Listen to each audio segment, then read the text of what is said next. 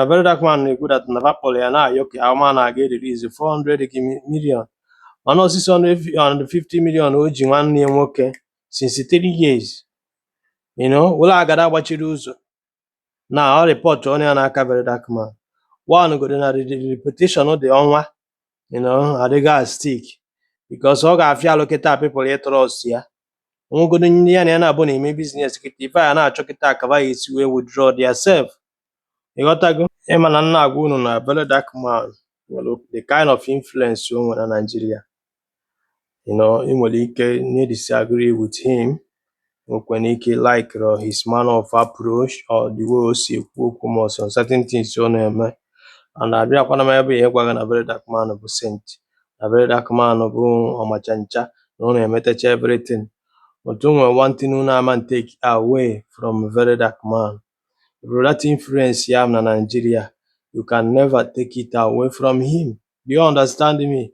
Watch even from one night nwoke gbajele ebe ọ nọ ka o nyere ya aka gbata ụgwọ ma kpee ụgwọ ka wayo ka egwurie 650 million. Nwanne ya kwa onye mana a na-akpọ ọnwa sununu na ọnwa Enugu ukwu. Do you understand me? Very dark man eburu na dị ikpe kịta chekwuo police. A new IG. So according to a very dark man, as a get na young one bachichele everywhere. Now to the extent itself na one line working follow of Anna. Ya bojecha efcc na apụta. Ya bụ ọnwa akpọ na phone. Anọ n'ije ebe efcc. Oje police pụta. Anọ n'ije police no. Ọ dịzị aka agada gbachiri ụzọ. Na online nwoke echekicha na afọ ka ekpe ya na nke nnukwu nna ya bụ atọ eze. Nwere ihe ekpechapụtara ya. O sikene ka o jekwuo very dark man ka ọ malakere na o nwere ife ga-apụta. Now, at it stands now, it seems that na na-enwe progress because of gịnị na very dark man good at Navapoli and I, okay, our man I get release 400 million. Or 650 million oji 1 year okay since 3 years. Well I got gbachiri ụzọ.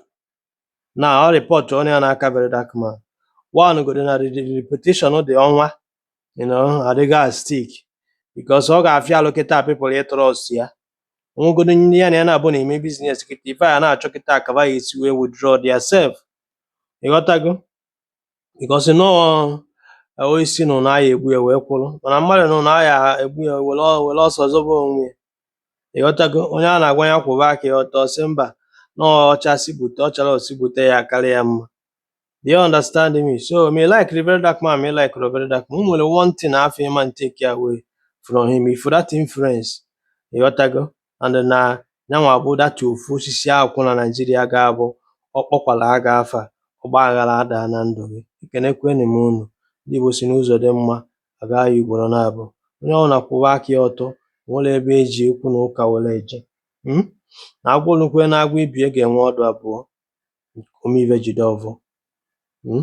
Na mkpụtụ nwa ọgaranya ka ogbugbu ya n'ezi afa ka ego emesịa.